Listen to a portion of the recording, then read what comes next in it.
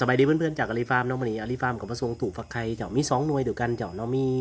พันกับ56หน่วยกับหลุน352หน่วยเกรด A เต็มสเปคทั้ง2เครื่องเลยเด้อเจ้าเด้อสำหรับตู่ฟักไข่อาลีฟาร์มมีเกรด A เกรด B เกรด C เกรด D เกรด E ก็สามารถเฮ็ดได้เด้อเจ้าเด้อตามงบประมาณของแต่ลูกค้าสำหรับเกรดหมายถึงอะไรที่เฮาใส่เครื่องในตู่ฟักไข่อะไรเจ้าเกรด A เฮาก็จะจัดสิ่งที่ดีที่สุดเท่าที่จะหาได้ในท้องตลาดยกตัวอย่างคือพัดลมเนาะเจ้าเนาะเฮาก็ใส่พัดลมฮาตาริให้เจ้าเนาะพัดลมของไทยนะเจ้า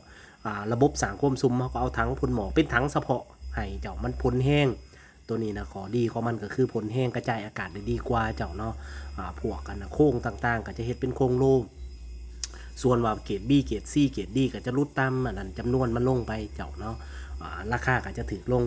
ตามขนาดของเกรดแล้วก็ขนาดของอันนั้นจำนวนบรรจุเด้อเจ้าเด้อสำหรับท่านใดอยากได้ก็ติดต่อมาหาอาลีฟาร์มก็เลี้ยงแท้ฟักกิ้งเด้อเจ้าเลี้ยงเป็ดเลี้ยงไก่เลี้ยงนกกระทาไก่ฝ่านกยุงไก่ง่วงตลอดฮอนนกกระจอกเทศแม่นเลี้ยงมาเบิดแล้วฟานมาเบิดแล้วนกกังแก้ก็เลี้ยงเจ้าเนาะตอนนี้ก็มีเลี้ยงเป็ดเลี้ยงไก่แล้วก็เลี้ยงนกกระจอกเทศที่เลี้ยงณปัจจุบันนี่เนาะเจ้าเนาะสำหรับท่านใดอยากได้ติดต่อมาหาเด้อ